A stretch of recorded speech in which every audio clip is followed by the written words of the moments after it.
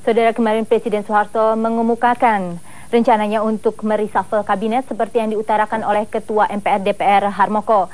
Dan saudara, kini kami tunggu partisipasi Anda lewat faksimili dengan nomor 0215330284 dalam topik hari ini, yaitu mengenai reshuffle kabinet. Dan tamu kita di studio siang hari ini adalah seorang pengamat politik, Sarwono Kusumaatmadja. Selamat siang, Pak Sarwono. Selamat siang. Pak Sarwono, bagaimana pendapat Bapak tentang rencana Pak Harto yang disampaikan oleh Bung Harmoko ya? Ya, ada yang rada aneh ya, artinya itu diumumkan oleh Ketua MPR DPR yang nggak ada urusannya sama soal-soal seperti itu. Gitu. Jadi maksudnya tidak konstitusional gitu? Bukan begitu, bukan porsinya lah. Ya. Tetapi tetap dalam jalurnya ya? Enggak, tapi artinya Ketua DPR MPR itu ya urusan sedang ngomong MPR, mungkin dia bisa ngomong. Reshuffle kabinet itu urusan pemerintahan. Kok diumumkannya bukan oleh menteri ya? Jadi saya pikir jangan-jangan ada alat lagi gitu. Tapi Pak Sarwono, terlepas dari masalah itu, apakah menurut Bapak memang ada alasan untuk mereshuffle kabinet ini? Saya rasa tentunya Presiden maksudnya baik ya, tapi dengan segala hormat saya terhadap beliau, ya terlambat gitu. Mungkin nggak ada gunanya atau mungkin juga menciptakan problem lain yang lebih besar gitu.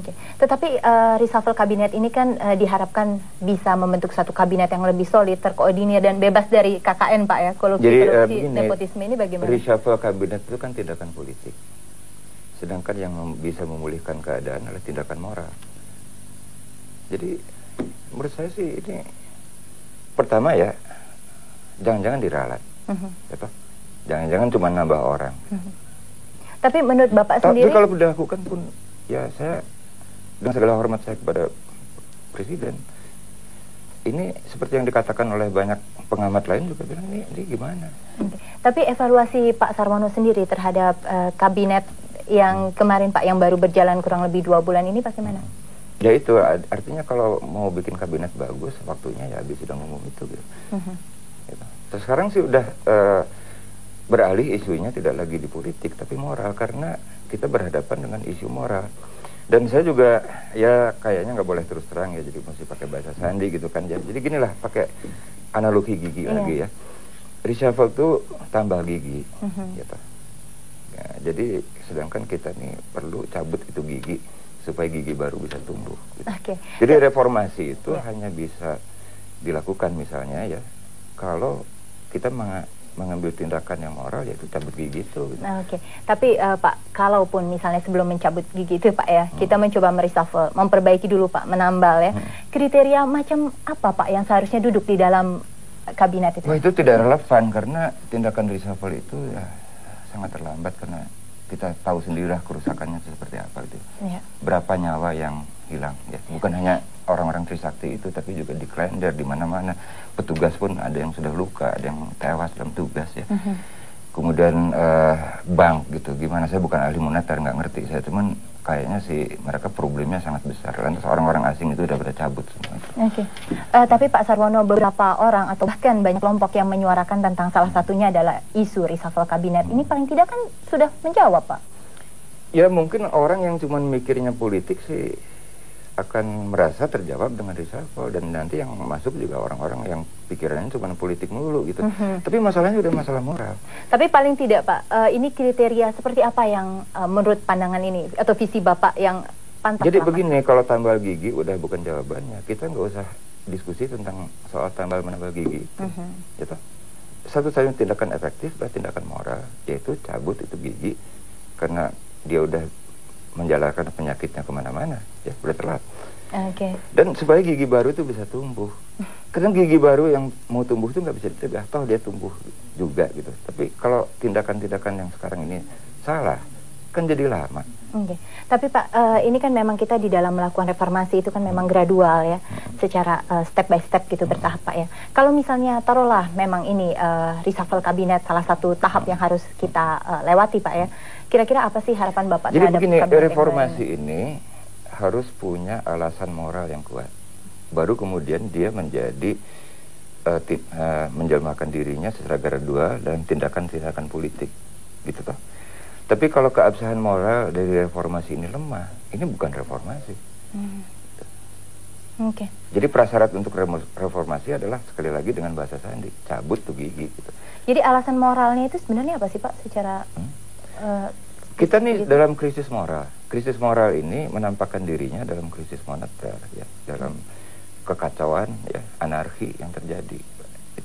Itu soal ekonomi. Jadi bukan sembuhan soal nilai rupiah, bukan soal bank itu jalan atau enggak, bukan soal kelangkaan bahan pokok, bukan soal orang itu tewas terbakar, itu semuanya menyedihkan. Tapi di balik itu semua, moralitas kepemimpinan di kita ini udah sama sekali hilang, nggak ada.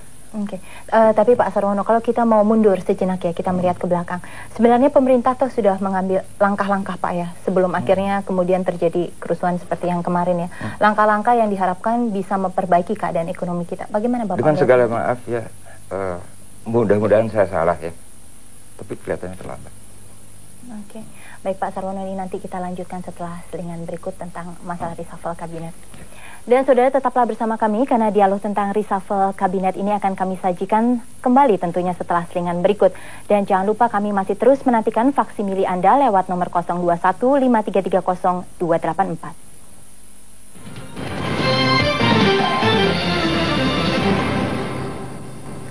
Saudara, Anda masih bersama Liputan 6 SCTV dengan saya Ira Kusno dan juga Bapak Sarwono Kusuma Atmaja dalam topik reshuffle kabinet. Dan Pak Sarwono, sekarang kalau kita bicara tentang isu reshuffle kabinet ini Pak, ini kira-kira bagaimana dampaknya secara politis Pak? Ya, saya rasa reformasi itu hanya bisa dilakukan oleh orang yang dalam posisi bersih gitu ya. Dan kalau itu prasyarat itu tidak dipenuhi ya, maksudnya mungkin baik tapi nggak bisa nolong, malah akan bikin problem lain yang mungkin dia orang itu sendiri nggak duga gitu. Tapi biar bagaimanapun juga sekarang kita Pak, bangsa ini kan sudah sepakat bahwa akan melakukan reformasi secara gradual dan juga konstitusional ya Pak ya. Dan ini dianggap mungkin salah satu jalan menuju ke arah situ. Ini ya, bagaimana cabut Pak? Gigi juga konstitusional gitu. Gitu. Okay. Apa saja yang baik untuk kesehatan bangsa ini ya konstitusional. Okay. Pak Sarwono, kalau tadi saya bicara tentang dampak politis, ini bagaimana kira-kira dari luar negeri? Karena terus terang kita sudah jadi bulan-bulanan pers asing ya Pak, terus-menerus ini. Apakah kira-kira akan memberikan sesuatu yang lebih baik begitu Pak? Nah ini kan namanya reaksi market ya. Kita tunggu aja, tapi saya rasa kalau saya perbandingkan kejadian yang sama di tempat-tempat lain, reaksi market tuh saya khawatirnya negatif. Nah mereka udah pada berbondong-bondong pulang sekarang. Tapi kita harus tetap optimisnya Pak ya, biar bagaimanapun juga kita harus lolos dari krisis ini Pak. Salah satunya betul. Tadi meletus hari Kamis yang lalu Pak ya. Kalau misalnya ada persiapan untuk cabut gigi, saya akan optimis.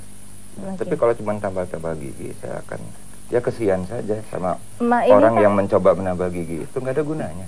Tapi kalau ini Pak, yang masalah bendera setengah tiang yang Bapak sampaikan itu Pak. Ya ini kan yang saya serukan waktu saya ada di Sakti Melayat ya. Artinya pada waktu itu kita bergabung untuk mahasiswa yang meninggal di sana dan juga untuk petugas kepolisian yang meninggal di Bogor gitu ya, dan mungkin korban lain. Tapi sekarang coba korbannya udah luar biasa gitu, orang-orang yang mayatnya nggak bisa dikenal ya, yang di Klender di tempat-tempat lain. Dan saya nggak lihat ada pejabat yang nengok untuk menyatakan kesedihannya ya. Tapi Pak jadi Sarwono, kita bergabunglah untuk bangsa ini. Iya, tapi Pak Sarwono sekali lagi memang kita harus tetap optimis ya untuk melalui krisis ini ya Pak, biar bagaimanapun juga. Saya optimis terhadap bangsa ini ya, akhirnya semua kemulut ini akan berlalu. Tapi saya tidak optimis terhadap mereka yang ngurus bangsa ini. Iya, terima kasih Pak Sarwono atas kehadiran dan juga informasinya siang hari ini Pak. Terima kasih. Dan saudara, kami mengucapkan terima kasih atas partisipasi Anda lewat faksimili, dan kami masih akan segera kembali kepada Anda dengan informasi aktual lainnya.